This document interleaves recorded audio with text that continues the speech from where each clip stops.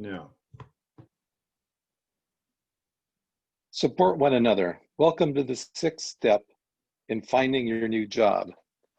Your moderators are Jeff Thies and Kevin Sims. Both men are members of St. Simon and Jude Parish and have held roles as business executives, program facilitators, instructors, and professors.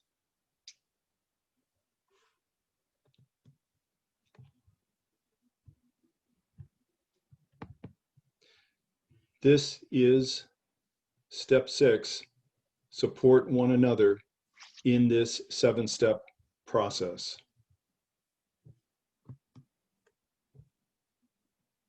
Prerequisites. What should already be accomplished?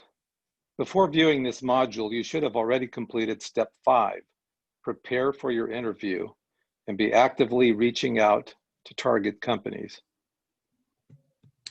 This presentation really is organized around 3 central topics: transition, accountability, and networking. As you move through the module, we highly encourage you to reflect on the slide content and take notes. Thoughts and ideas can be fleeting things, so grab a notebook, pen or pencil, and get hold of that inspiration. This recorded session can be paused at any point in the recording to assist you with your journaling. So what will you learn? Each of these presentations have been designed around specific outcomes, specific objectives. And in this one, really recognizing that this time of transition is an important time for you, a time for reflection, for spiritual growth, a time really for prioritizing the importance and the central task of job search as the top priority, and seeing how accountability and attitudes related to each of these things can really be a key support and tool for you as you work through this process. Everyone, no matter what their position, goes through a range of emotions. There are 3 keys to a successful start and finish to this module. Number 1, keep your attitude positive. The job search process is often accompanied by a roller coaster of emotions. Be honest with yourself and loved ones about your feelings. Don't try to hide them, but don't let them overcome and defeat you. A positive attitude can be developed and maintained by incremental achievements and accomplishments in the direction of your goals. Develop an effective strategy or plan. Einstein was once quoted as saying that when faced with a difficult problem and before taking any action, most of one's time should be devoted to developing a plan of action. Commit to job search as a full-time job. Your daily job search activities should reflect the plan you developed in the 2nd key. Executing your plan and measuring its results will provide the positive feedback to stay the course or to make modifications to your plan. When I've experienced career or professional transitions, a resource that's been very helpful has been this very well-known publication called Managing Transitions. This image here is of its 25th anniversary release. And there, Bridges said that this transition time is really an in-between time. And that is a time both of letting go, thinking deeply, and then discerning the next steps. One metaphor you'll see in the paragraph there that has been helpful to me is to think of this as a trapeze artist. When one transition, one lets go of the bar from which one was swinging and is anticipating grabbing the next bar. And sometimes there's an anxiety and a kind of a desire that I just have to grab the next bar, whatever that bar is. But Bridges really asks the one in transition to really reflect and take that in-between time as a time really of special life growth opportunities before grabbing the next, figuring out which is the next one that should be grabbed, when, etc. It's a very helpful resource. You can buy it through Amazon or any other resource like that, and especially look at the used the used books, and it might be a less expensive way to purchase the book. Believe in the joy of transition. Depending upon how one looks at job loss, it can be the catalyst for a career makeover and the opportunity to fulfill lifelong dreams that have waited just for this moment. It's certainly an opportunity to get back in touch with yourself, to reflect on your place in God's creation and celebrate your unique talents and gifts. There's no better time than now to reconnect with family members and loved ones, reestablishing and strengthening relationships that may have been overlooked or neglected. You have a lot of love to give to the world. Start with yourself, then with those closest to you. Invite God into this time in your life. As the author of all creation, He knows you and your desire for love, joy, and happiness. Share your plans and ideas with Him, as well as your frustrations and fears. His love for you is unconditional and forever.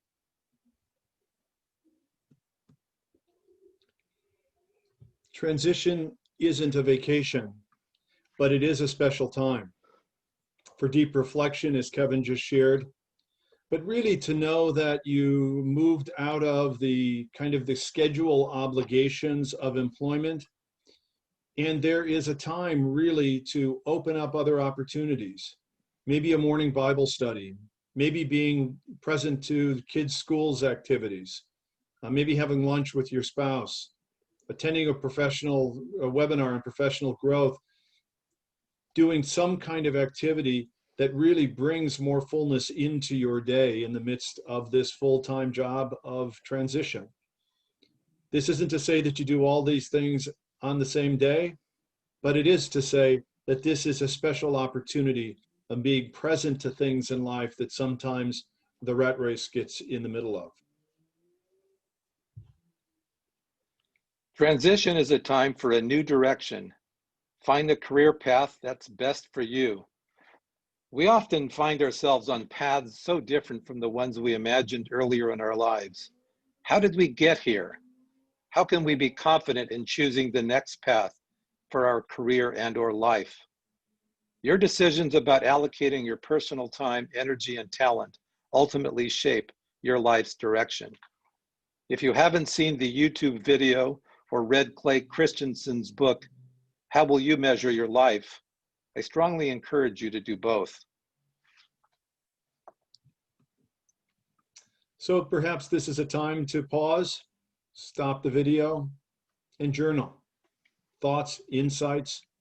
Let your imagination go where it goes. Follow your feelings. Write down what you're thinking. Unemployment is hard. What attitude do you bring to it? Scott Peck, author of the bestseller, The Road Less Traveled, begins his first chapter saying, "Life is difficult." We could certainly say the same thing about unemployment. Setbacks challenge the conventional thinking that success in life and moving ever higher in our careers is the natural order of things. Setbacks give us pause and reveal a deeper truth that quite often we're not the ones in control. What we can control, however, is our attitude, the how and what we think about our situation. A few keys in developing and maintaining a healthy attitude include managing your thoughts. Keep things in perspective and stop focusing on the negative. Gratitude. Focus on what you're grateful for, developing a lifelong attitude of gratitude. Look for the lesson. What can we learn from the situation we're in? And keep your eye on the prize. Keep the big picture in mind and focus on how you'll feel when you reach your goals. Accountability is really the key word during unemployment. To take responsibility for one's actions, to be accountable to family, to community, to self, to God. Recognize that you need help. From the very beginning, we've needed help from others: parents, teachers, doctors, babysitters, coworkers, supervisors, you name it. Be open to the idea of continuing to receive help from God, family and friends, from the person you've not yet met. And learn to ask for help. It's really quite easy. Let others help you. You'd be surprised at the number of people that want you to succeed in life and that will help you along the way. Help others. There's more joy to be found in giving help, believe it or not. Be accountable to yourself. Have a sense of ownership for you and the consequences of your action, establishing daily goals with a commitment to accomplish them. Why is it important to be accountable to oneself? Like we've said before, unemployment is difficult. Let's not make it more difficult than it needs to be. The satisfaction and joy of accomplishing the simplest task is reward enough to keep us moving in the direction of our goals. There's a saying that attitude determines altitude. A positive attitude will carry the day.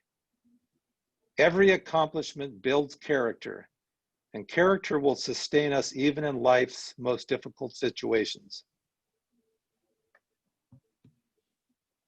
What is accountability to yourself? Keeping a net positive attitude, staying on task, doing the most productive things.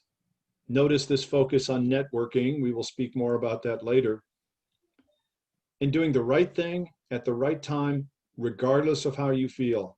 This is a discipline, not in disciplined practice. And then, of course, reward yourself for good effort.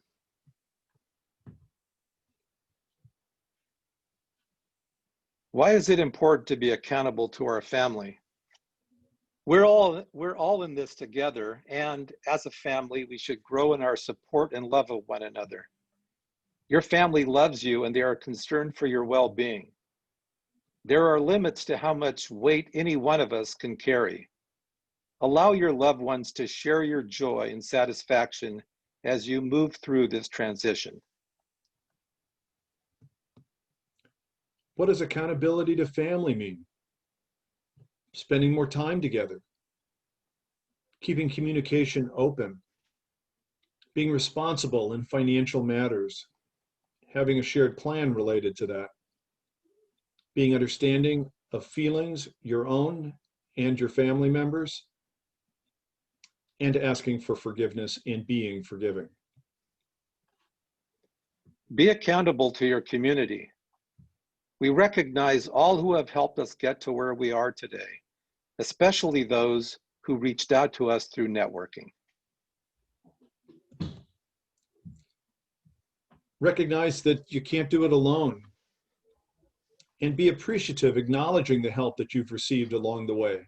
Maybe making a list of the people, the categories of people, reflecting broadly really on who is in your community. How big and broad is your community? And then responding with gratitude for help you've received, even noticing now and in the future when you receive that from strangers.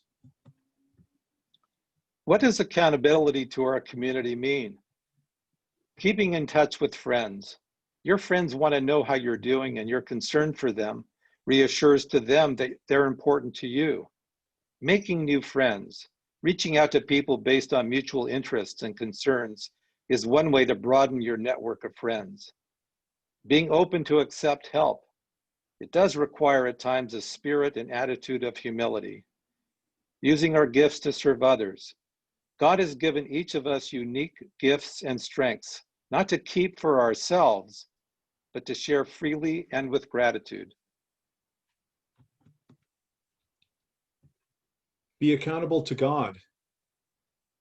Do you see your talents as a gift from God, a gift of God, and therefore a gift to be used because they are precisely that, a gift? Let God's wisdom be your wisdom. Our society would like us to believe that we are what we do. We are our jobs and careers. That's simply not true. Our dignity and self-worth will always be defined by love itself, by God. While looking for a job is our near-term goal, understanding our life's purpose in light of God's plan for us and cooperating with Him is a lifetime objective. Your life should be viewed from an eternal perspective. Just as God was present at the beginning of your life, He will be with you throughout your life and for all eternity. By asking for wisdom from the Holy Spirit, we can more clearly and honestly see the beauty of our lives and the gifts we have been freely given by God. So ask yourself, as part of this accountability, how much time do you spend with God? Did we mention to you how journaling can be used to reveal and make sense of your deepest thoughts and feelings? Give it a try. Now, a concrete next step, finding an accountability partner. Why do you need an accountability partner? We all need someone we can share our thoughts and feelings with, a person you respect for their wisdom, their relationship with God, and their patience with you. Someone who will be honest with us and, if necessary, challenge our way of thinking about problems and solutions. Someone who can relate to our situation because they've been through similar circumstances. Where do I find an accountability partner? Think of your networking groups where you feel comfortable, church groups, outplacement offices that you might be in contact with, former coworkers and associates. Sometimes people find that an accountability group is really a better solution for them than an accountability person or an individual. But you're looking for someone who shares a common interest and wants to be supportive of you by helping you be accountable to this process of job search. How should I work with an accountability partner? Establish a regular check-in schedule. Once a week might be just the right frequency. Keep your partner apprised of the progress made toward your goals and objectives by sharing tasks completed and key milestone accomplishments. Share concerns about setbacks or obstacles, always trying to understand the cause of your concerns with an eye toward continuous growth and development. So perhaps another opportunity for journaling time. Any thoughts about who might be a good accountability partner for you, or where you might get recommendations about an accountability partner? Networking equals connecting, building relationships. Networking is not only a fast-track way of finding your next career opportunity, it's the most effective way of leveraging relationships in the service of your career objectives. It goes without saying, though, that networking is a two-way street. So how do you build a relationship? You first create an awareness that you exist and you stand out. That means you're reaching out. Email, LinkedIn, in person and phone. Identify things that you have in common. This is about relationship building. Focus on how you bring benefit to that relationship and something that you might do to help the person. And then follow up. Let them know how you're doing. Why does networking work? Networking is a two-way street and relies on relationships between ourselves and others. A simple introduction marks the beginning of all networking relationships. HB Connectors is a great example of networking and job search support in action. Great ideas and personal best practices are shared by members within the group. Putting others first and paying it forward is the secret sauce of networking. Your networking group wants to help you achieve your goals and objectives. So let's ask for help. It's the most effective way of letting your network know what they can do for you. After you land, after you find a position, and you will, follow up with everyone you know. Send them a note, update your LinkedIn profile, and send personal messages to key people within your network. And then make time to reach out and help those still in transition or new to transition. Keep your networking going. Networking isn't something to be started when one is in transition. It is to be really kind of a fabric and a mosaic that is maintained and grown and developed and accessed at key times in your career development and profile. But really, it is something to be kept active. So keep it going. What do you think about networking? How do you feel about your professional network? Are there certain individuals or groups that you would like to add to your network? We would love to know what you're thinking. After this presentation, there will be homework. And so make sure that you complete the exercise, and then when done, move forward to the next step in this 7-step process. Celebrate everyday successes. Tom Volkar of 5 Good Reasons to Celebrate More Often says that by celebrating the completion of every small step, we leverage the powerful energies of gratitude and momentum. We celebrate you. Thank you very much. This now concludes our presentation.